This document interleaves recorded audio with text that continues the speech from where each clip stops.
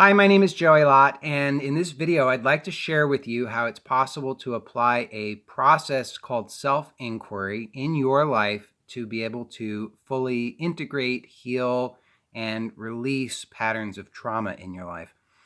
So if you are somebody who has experiences that you find unsettling, disturbing, confusing, overwhelming, anxiety-provoking, stressful, and you don't know how to fully integrate those and process those in a healthy way so that you know beyond doubt that you are living free of the past and the disturbances of the past so that you can live from the clarity and security of the aliveness that's here presently, then I have good news for you, because this process that I can share with you can help you tremendously in this. Now, I want to be clear from the outset that this is a process that normally, for most people, requires some ongoing coaching or some coaching over a number of weeks in order to really fully understand and begin to implement effectively in your life. But I can cover the basics right now in this video,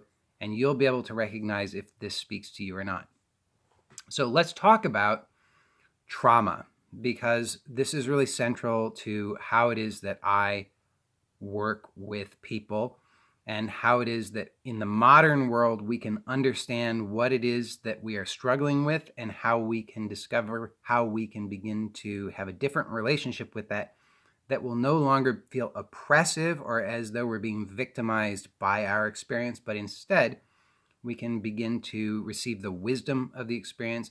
We can learn from it, and it can help us to actually become more able to show up fully in life, to be supportive of others, because we know, and you can know and trust fully in your direct experience in the magnificent support that is available in every moment at the core of your being. Now, this is not something we're normally taught. Normally, we view ourselves as separate individuals struggling in the world, trying to deal with situations.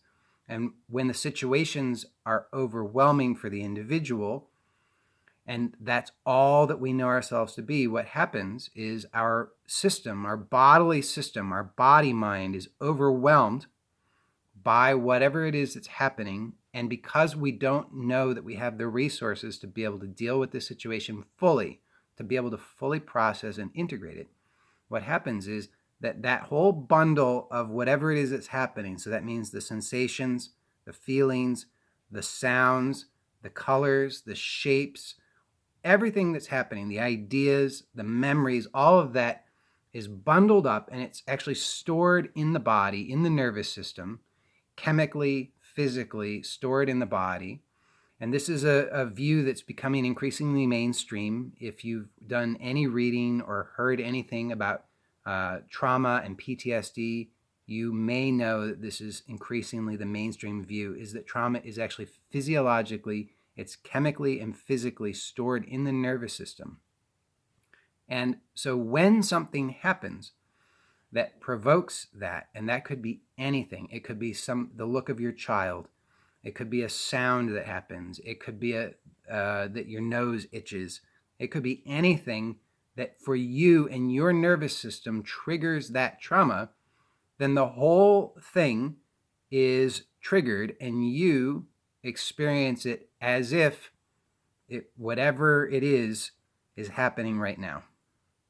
If that sounds like you, and up to now you haven't known what to do about that, then I'd like to point you in a very helpful direction. And that direction is to notice where your attention is. And this is very important, although it doesn't seem like it at first, because this seems as though it couldn't possibly help. But I promise you that this is the single most effective thing that can help in the resolution of trauma so that you can begin to live your life fully and freely once again.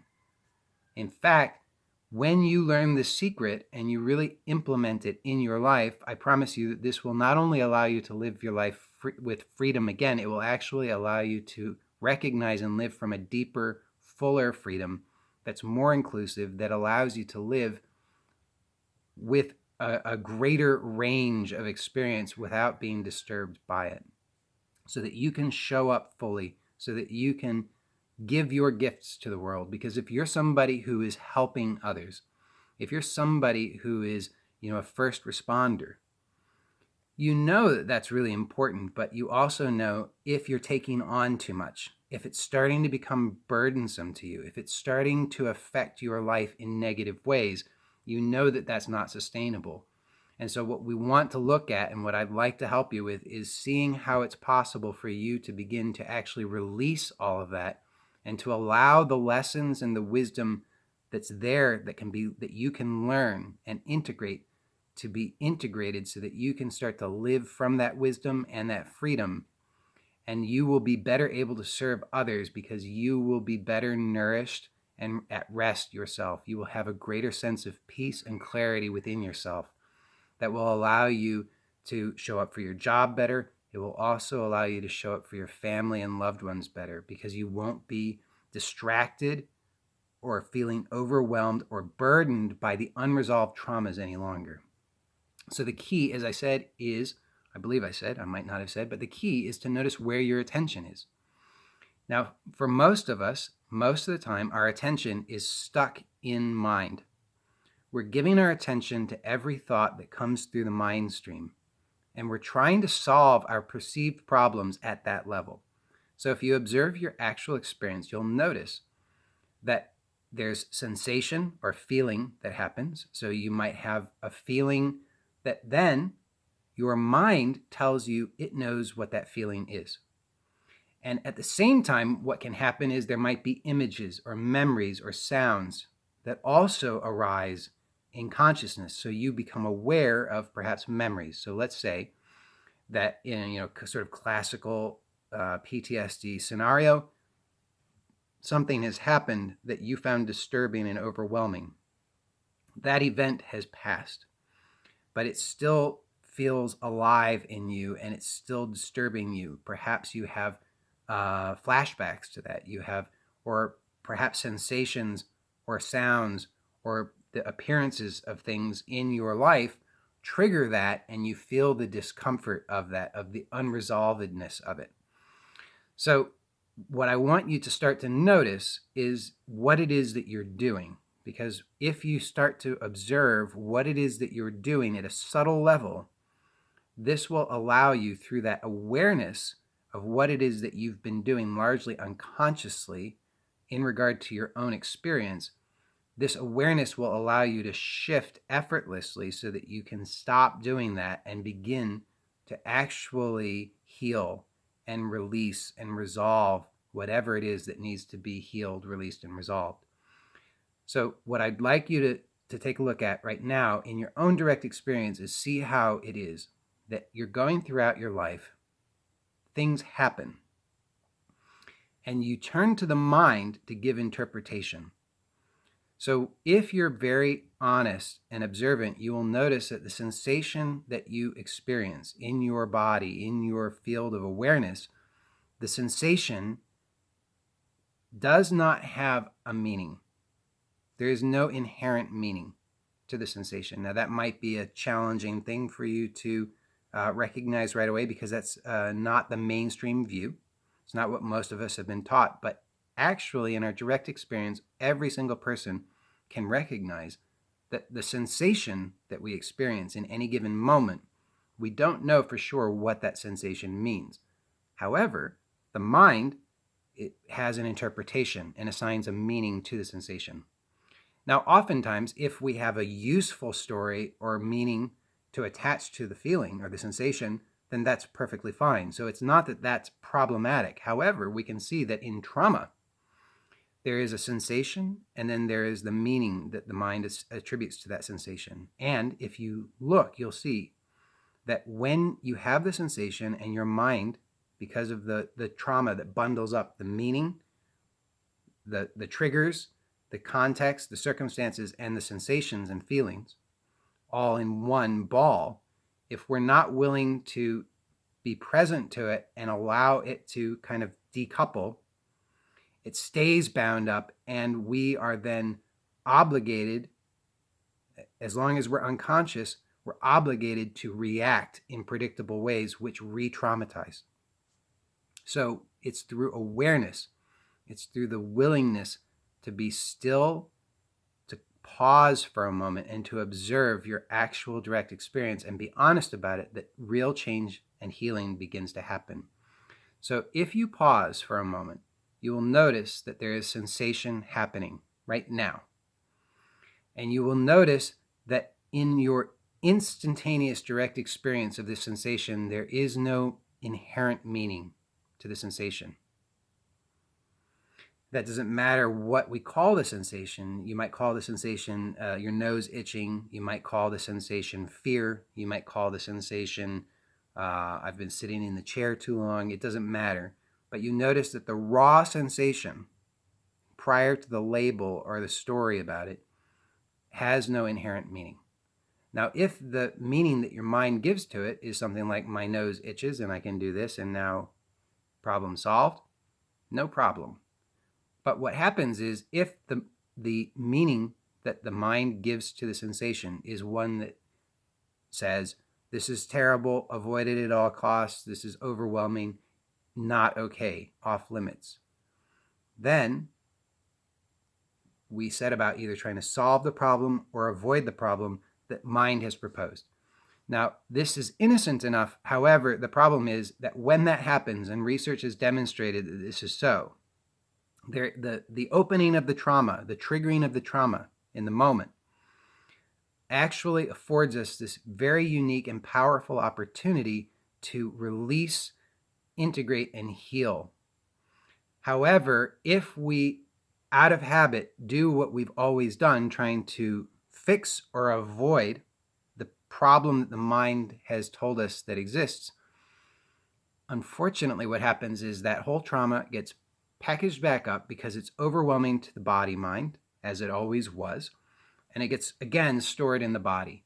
So the research shows that there is this window of opportunity. When the trauma is triggered, we have this window of opportunity. Either we will do what we've always done, habitually moving toward or away from, trying to fix or avoid the perceived problem, or, and this is what almost none of us have ever done because we didn't know how to do this and we didn't have the guidance and coaching and support to do it. But this is the real opportunity, is to remain as awareness, which is actually our direct experience of ourselves. So you can inquire directly into your own experience right now.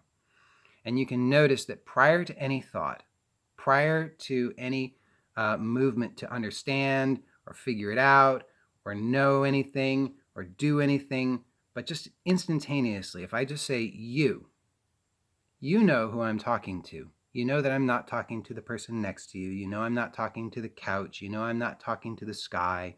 You know I'm not talking to your hand. You know I'm talking to you. And the you that you know yourself to be instantaneously prior to any thought, and this is your most intimate experience of yourself, and this is true for everybody.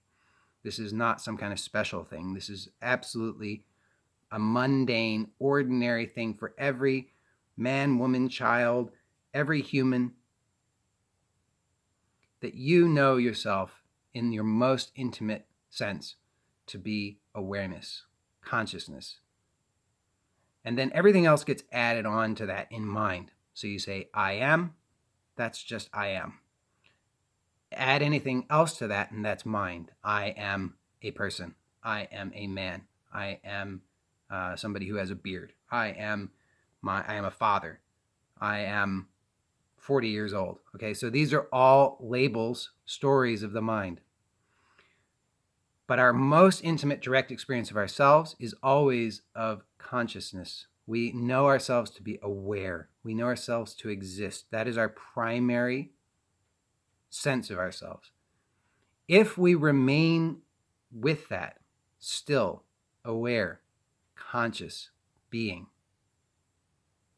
then if we don't move to the mind to tell us what this means, what the significance of the sensation is, if we don't turn to the mind to give us an interpretation or a meaning, if we don't look for a story, if we don't insist that this sensation or experience that's happening now is a problem that must be solved, then what is actually available to us is that we can rest as we are and effortlessly we can receive the experience. Now, you can notice that right now you are receiving the vibration of my voice. So that doesn't have to be some kind of really far out woo-woo kind of thing. You just notice that actually it's true. You're receiving the vibration of the sound of my voice. That's happening. Whatever your mind has to say about it, the reality is you're feeling it. The vibration is happening. You are receiving it. Now, you can try not to receive it, but no matter how hard you try, you are receiving it because your nature is to receive. So what we're really looking at here is how it's possible to just rest as your true nature and effortlessly receive your own experience. The trauma that is triggered is actually your own experience right now. And it's possible to fully receive that right now, consciously. And you do that by resting as awareness. Now, this seems scary at first because the habit is to understand the trauma through the lens of mind, and mind being overwhelmed by this says, this is horrible, this is scary, it's overwhelming, I can't accept this, I cannot receive this. But that's only from the perspective of the mind. Now, most therapies, most solutions aim to try and fix the mind, make a better story, get rid of experience, get better experience. And we have to tell the truth, which is that none of that actually works. At the best, we can rearrange stuff, and then the old problem shows up somewhere else. It's like whack-a-mole. You whack one mole, and then another one pops up. So the real opportunity is something radically different. It's not about fixing the mind, getting rid of the mind, getting rid of sensation, fixing sensation. It's not about a new story or a better story or getting rid of story. It's not about rearranging. It's actually about going directly to the truth of who you are in your own direct experience and then resting there. And this is where ancient knowledge and modern research in trauma come together, and both are saying the same thing, which is that if you are willing to just be still and rest as the awareness that you are and not move to mind, you can notice that you actually have this power to move your attention to mind or to rest as what it is that is prior to thought.